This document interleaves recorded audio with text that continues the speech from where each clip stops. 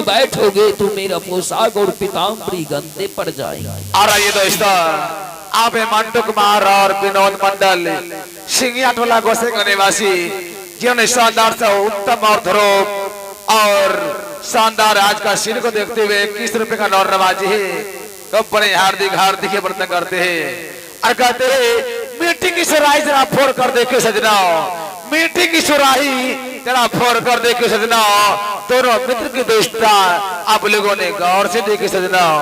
चलिए सीन का अगला भाग आंखों देखा हाल पैसे आज का ड्रामा। पुत्र, जो भावना तुम अपने मन में बैठाए रखा है, इन सब भावनाओं को अपने दिल से निकाल करके बाहर फेंक दो, जो आज्ञा हो। इसलिए पुत्र कि तू मेरे पुत्र का मित्र है, इसके साथ साथ तू मेरे पुत्र के समान हो। जी पिताजी। तो फिर मेरे गोद में बैठने में संकोच कैसा पुत्र? तू अपने पिता के गोद में बैठा है या नहीं, मैं इस बात को नहीं जानता। मैं तो सिर्फ इतना जानता हूं कि तुम मेरे पुत्र का मित्र है, तो मेरे पुत्र के समान हो। अपना पिता ना सही, अपने मित्र का पिता समझ करके मेरी गोद में बैठ जा। मैं तुम्हें एक पिता का प्यार दूंगा। यदि न हो आओ पुत्र, मिल लई हो बाबूजी,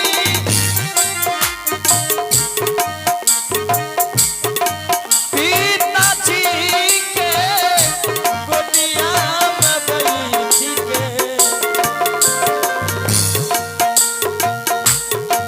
पिताजी के हो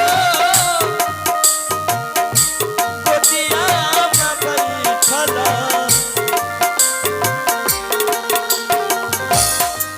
दिया पिता हो बाबू के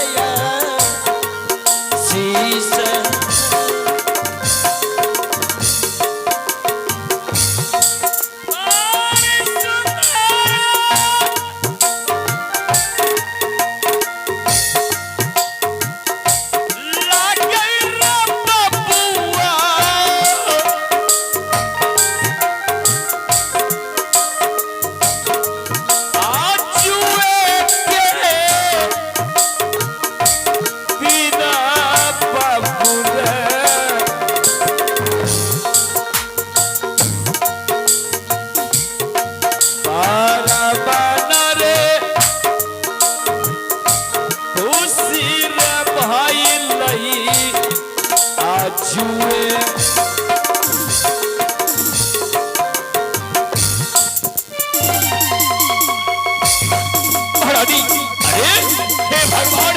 क्या कर रही है, क्या कर रही है तू?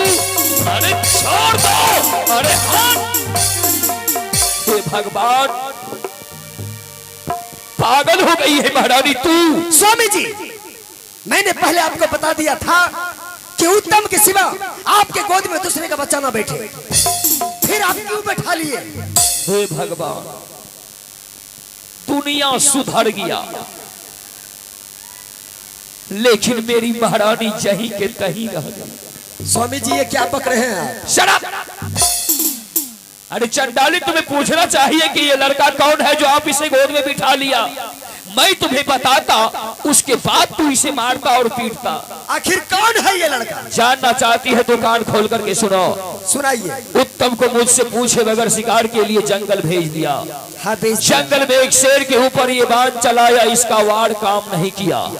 वो शेर इसके ऊपर टूट पड़ा, डर के मारे ये चिल्लाया, मुझे बचाओ, मुझे बचाओ। और ये लड़का भगवान का भक्त है, इसका तिलक देखो, दिख रही है तुझे? दिख रही है।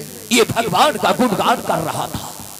उत्तम कुमार को बचाया और बेटा उत्तम इसके साथ दोस्ती किया है। और आइए दोस्तों, आज की रात आप लोग नाटक देख रहे हैं, जिनके सराध एवं सब पेंटे के शुभ लक्ष्य में आज का अभिनय हो रहा है भक्त ध्रुव बनवास, उनके नाती जी आप है दिलखुश कुमार और मनखुश कुमार, जिन्होंने शानदार से 51 रुपए का और नवाजी है। कंपनी हार्दिक हार्दिक अभिनंदन करती है और कहते हैं श्रृंगार देखा ना दुल्हन जैसा, दर्द देखा ना बिरहन जैसा। श्रृंगार देखा ना दुल्हन जैसा, दर्द देखा ना बिरहन जैसा। दर्द तो आप लोगों ने बहुत देखा, ना देखा दर्द बच्चे ध्रुव के जैसा। आइए सिर की ओर। महारानी स्वामी ये लड़का तुम्हारे बच्चे का प्राण का रक्षा किया और तू उसका ये सिला दिया।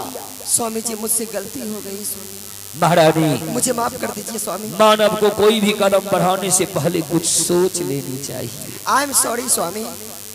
आई एम सॉरी की बच्ची, इस बच्चे को तू हाँ? तो हमरा संग बच्ची ने कहो क्यों? एकरा बच्ची बेगले बच्ची छे हो। शराब। महारानी स्वामी इस बच्चे को खिलाओ पिलाओ, एक माँ का प्यार दो ताकि ये लड़का इस बात को भूल जाए। अच्छा तो ठीक है स्वामी, जिस तरह से मेरा उत्तम कुमार मेरा पुत्र है उसी तरह उसका मित्र भी मेरा पुत्र है। क्यों नहीं? मैं बिल्कुल माँ की प्यार दूंगी। ठीक है महारानी, आप चिंता मत कीजिए। उत्तम हाँ पिताजी। अपने मित्र का ख्याल रखना। क्यों नहीं पिताजी? अपने मित्र को लाया है, अपने मित्र को छोड़ करके कहीं मत जाना, ठीक है पिताजी। क्योंकि तू जानता है कि तुम्हारी माँ बहुत समझदार है। हाँ पिताजी। महारानी में जाऊं? जाइए, बाय बाय। मैं दोनों पुत्र से मिलती हूँ, जाइए आप आराम कीजिए। उत्तम बेटा। हाँ माँ। अच्छा तो ये तुम्हारा मित्र है, हाँ माँ। तुम अपने मित्र को अपने महल तक लेके चला आया है। हाँ माँ। अभी तक नाश्ता उस्ता कराया है कि नहीं? अभी तो नहीं माँ। तो खरे खरे मेरा मुंह क्या देखा है? अरे अंदर जाओ, किचन में नाश्ता तैयार है, गरम गरम नाश्ता लेकर के आओ। मैं तुम्हारे मित्र को अपने हाथों से नाश्ता कराऊंगा। क्यों नहीं माँ? जाओ जाओ, जाने में विलंब मत करो, जाओ तेजी से। अब तुम बताओ, तुमने मेरे बेटे से दोस्ती लगा लिया। हाँ माँ। तो दोस्ती लगा लिया तो तुम ये नहीं सोचा कि मेरा बेटा एक राजकुमार और तुम एक गरीब, एक भिखारा, फिर भी तुमने मेरे बेटे से दोस्ती लगा लिया। माँ मैंने दोस्ती लगाने से पहले 100 बार सोचा, अगर मेरे सोचने से आपका बेटा अगर लौट कर नहीं आता इस महल में, इस वजह से मुझे आपके बेटे से दोस्ती करना पड़ा। तो दोस्ती लगा भी लिया तो कोई दिक्कत की बात नहीं है, लेकिन मेरे महल तक आने का तुम्हारा हिम्मत कैसे हुआ? उस घनघोर जंगल में मेरा मित्र रास्ता भटक गया था, इसलिए मैं जंगल से उसे उनके महल तक छोड़ने के लिए आया। जब महल तक आया तो कोई दिक्कत की बात नहीं है, लेकिन महाराज की गोद में किसने बैठने के लिए कहा तुमको? किसके आदेश से महाराज के गोद में बैठा? बताओ। माँ स्वयं महाराज ने मुझे आज्ञा दिया कि जिस तरह से मेरा बेटा उत्तम है, तुम भी मेरे बेटे के समान हो, आओ मेरी गोद में बैठ जाओ। महाराज की आज्ञा से मैं बैठा। माँ हरामजादा, तुम नहीं देखा, तुम नहीं सोचा कि महाराज के शरीर में राजशाही पोशाक पीताम्बरी पहना हुआ है और तुम्हारे शरीर में मिट्टी और धूल, फिर भी तुम महाराज के गोद में बैठ गया।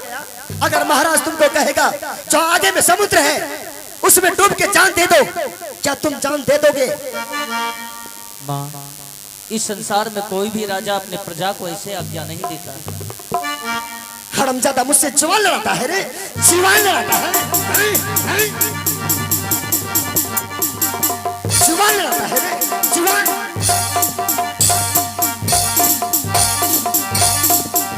जवान लड़ाता, चलो उठ, जवान लड़ाता है रे, जवान, जवान लड़ाता है,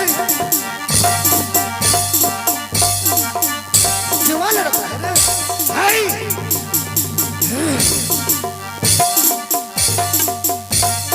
हरामजादा कहीं का, मैं छाती का हड्डी तोड़ दूंगी तुझे। कसुरा के माया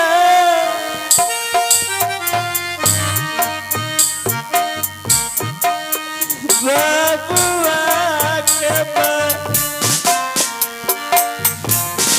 पतिया